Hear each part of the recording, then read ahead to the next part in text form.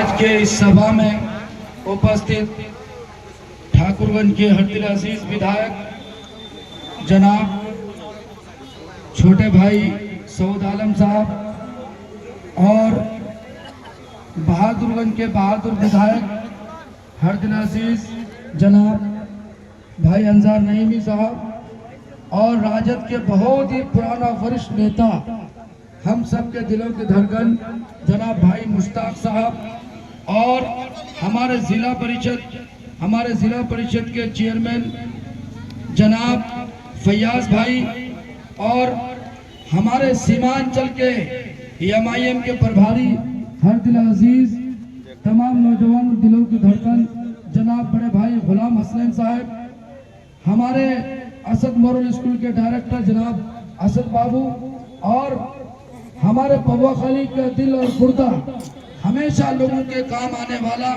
जनाब अहमद हुसैन उर्फ लल्लू भाई और हमारे डॉक्टर नौशाद साहब और इसी तरीके पर हमारे कल्लू भाई और इसी तरीके पर हमारे गुलाम भाई और तौसीफ भाई और इसी तरीके पर मिजान बाबू और हमारे भाई शमीम साहब, सारे हमारे पूर्व प्रमुख हमारे नाम भूल रहा हूँ मैं, बहरहाल ये सारे लोग मौजूद हैं।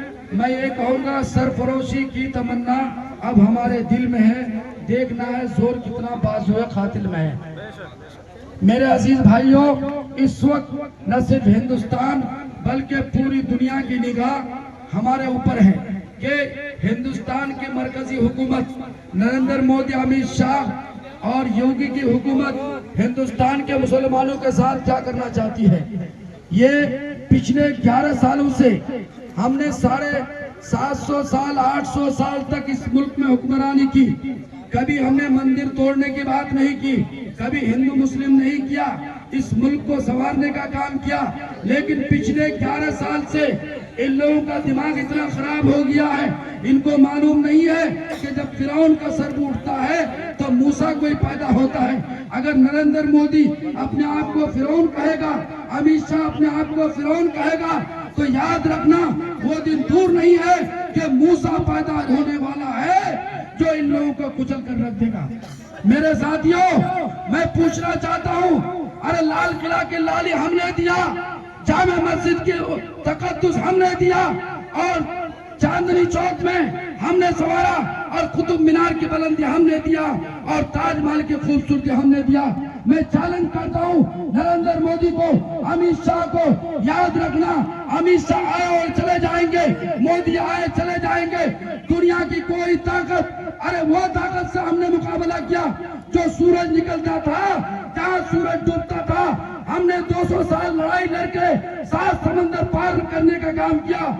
दिल्ली के चांदनी चौक गरीबों से हमारे पुरखों ने, हमारे आबा अजदाद ने अंग्रेजों को ललकारा था।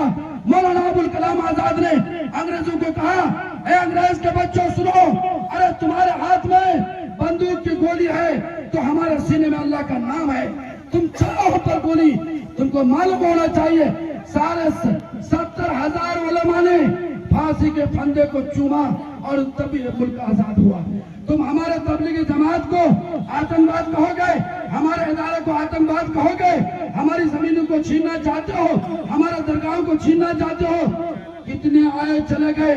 सुन लो नरेंद्र मोदी, सुन लो अमित शाह, अगर तुम्हारा कोई गुर्गा, कोई आदमी अगर हमारे ख्वाजा मोइनुद्दीन चिश्ती रहमतुल्लाह अलैह के दरगाह पर पहुंचा, वो जिंदा वापस नहीं होगा, वो जिंदा वापस नहीं होगा। याद रखना, चैलेंज करता हूँ, कोई ताकत नहीं है। इसलिए देश को लड़ाओ मत, भाई भाई से टकराओ मत। हम हिंदू मुस्लिम एक हैं और एक बन के रहेंगे। तुम्हारे चंद फैसले से हमारी भाईचारगी खत्म नहीं हो सकती। हमने इस मुल्क को संवारा है। तुम लड़ाना चाहते हो, आओ खून सड़कों पर, मगर इतना तो बतलाओ, वतन जब खून मांगेगा तुम्हारे पास क्या होगा? वतन जब खून मांगेगा तुम्हारे पास क्या होगा? बातिल से दबने वाले, अरे आसमान नहीं है, हम 100 बार कर चुका है तो इम्तिहान हमारा। मेरे नौजवानों, इस मुल्क के मुसलमानों, हमेशा एक तरफ तुम लड़ाई लड़ते हो, पार्लियामेंट के दोनों सदन में कानून पास करते हो, हमारे महामहिम महोदय से साइन करके कानून को लागू करते हो। एक तरफ अपने बजरंग दल के लोगों से और अनबद्ध लोगों से तुम सड़क पर उतार कर आंदोलन करते हो। बताओ कि वो आंदोलन बड़ा है कि सरकार बड़ी है, तुम्हारा कानून बड़ा है? बताओ, ये दोहरा पॉलिसी तुम क्यों करते हो? हमारे खिलाफ कानून बना है, हम लड़ेंगे, मरते दम तक लड़ेंगे। जब तक ये कानून वापस नहीं होगा हम दम बटने वाले नहीं हैं।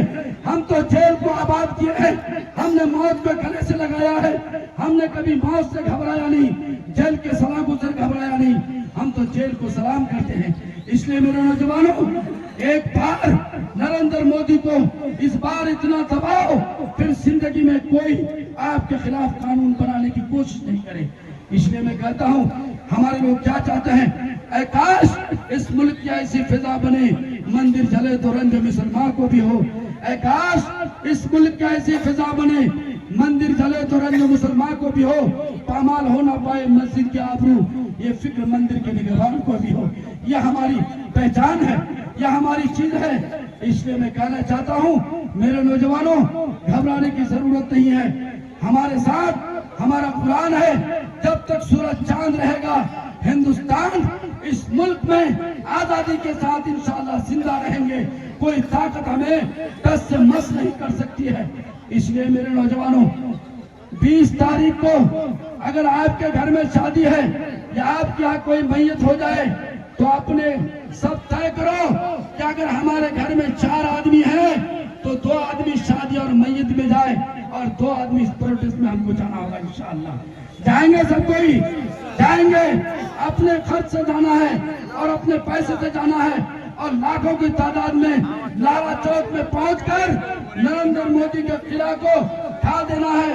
और मैं कहना चाहता हूं कि इस मुल्क में जब तक लाल किला की लाली बाकी रहेगी, चांद हमारे जामे मस्जिद की अजमत बाकी रहेगी, और ये जो आप देख रहे हो कि 4 मीनार, उसकी खूबसूरती बाकी रहेगी। दुनिया की कोई ताकत हमें हिला नहीं सकती है।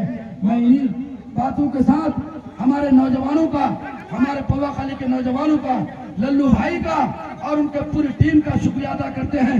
हिंदुस्तान जिंदाबाद और हमारे पवा खाली ठाकुरगंज के नौजवान जिंदाबाद। ये थे जनाब